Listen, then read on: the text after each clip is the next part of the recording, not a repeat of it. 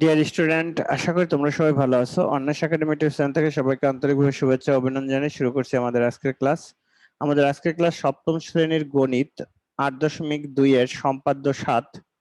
সম্পাদ্য 7-এ আমাদের প্রশ্নে দেওয়া আছে কোনো বর্গের একটি বাহুর দৈর্ঘ্য দেওয়া আছে, বর্গটি আঁকতে হবে। তাহলে দেখো যে কোনো বর্গের একটি বাহুর দৈর্ঘ্য দেওয়া আছে, বর্গটি আঁকতে হবে। তাহলে যদি একটা বাহুর দৈর্ঘ্য দেওয়া থাকে তাহলে বর্গটি আঁকতে হবে। তো আমরা সবাই জানি বর্গক্ষেত্রের বৈশিষ্ট্য সম্পর্কে, যে বর্গক্ষেত্রের প্রত্যেকটা বাহু সমান থাকে এবং প্রত্যেকটা কোণ সমান থাকে এবং কোণগুলো হইতে হবে 90 ডিগ্রি। প্রত্যেকটা কোণ হইতে হবে 90 ডিগ্রি এবং বাহুগুলো সমান হতে হবে, তখনই আমরা একটা বর্গক্ষেত্র আঁকতে পারবো। তাহলে দেখো আমরা কিভাবে বর্গক্ষেত্রটা আঁকতে পারি। প্রথমে আমরা বর্গক্ষেত্রের জন্য একটা বাহু নিব। হ্যাঁ, প্রথমে একটা বাহু নিব। তাহলে দেখো বর্গক্ষেত্রের একটা বাহু নেই,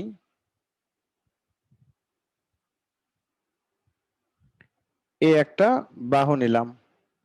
তাহলে যে কোনো একটা রশ্মি নাও, এবার যে কোনো একটা রশ্মি বিই নাও। বি থেকে এ সমান করে, বি থেকে এ সমান করে বিসি অংশ কাটি। এখন বিসি এর বিবিন্দুতে, বিসি এর বিবিন্দুতে একটা 90 ডিগ্রি আঁকতে হবে। হ্যাঁ,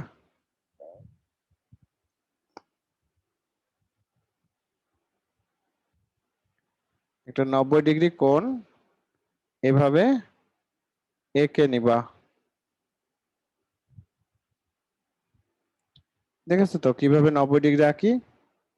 এইভাবে 90 ডিগ্রি কোণ এঁকে নেবা। যেহেতু বর্গক্ষেত্রের প্রত্যেকটা বাহু সমান এবং প্রত্যেকটা কোণ 90 ডিগ্রি, তো এভাবে আমরা 90 ডিগ্রি অর্থাৎ সিবি এফ কোণ সমান সমান 90 ডিগ্রি আঁকলাম।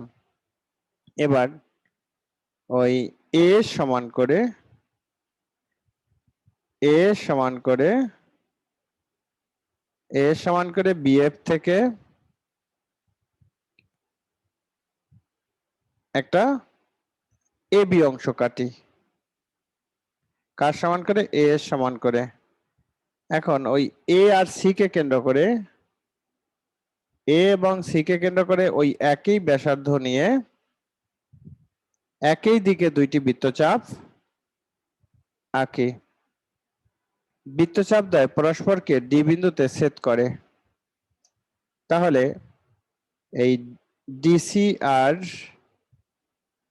এডি যোগ করো, ডিসি আর এডি যোগ করো। হ্যাঁ,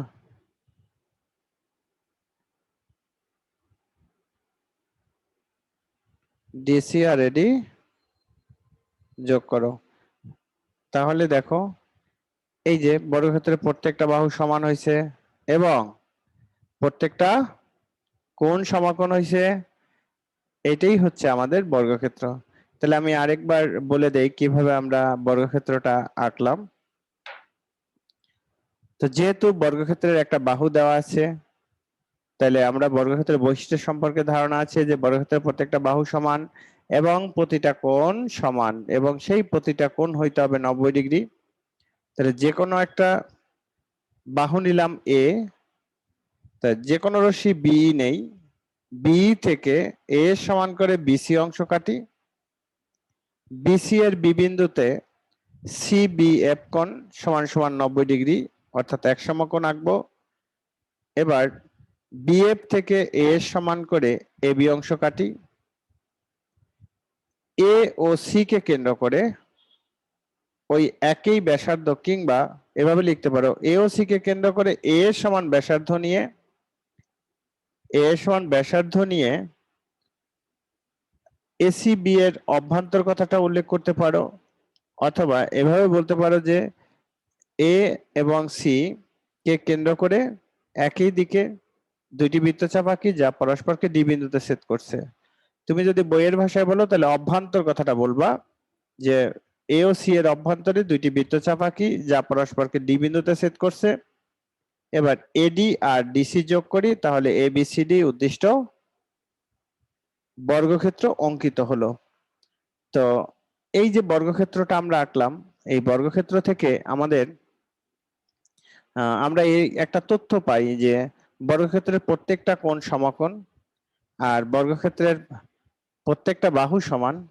সেই ক্ষেত্রে বর্গক্ষেত্রের ক্ষেত্রফল কি? বর্গক্ষেত্রের ক্ষেত্রফল হবে বাহুর স্কয়ার, মানে এ স্কয়ার।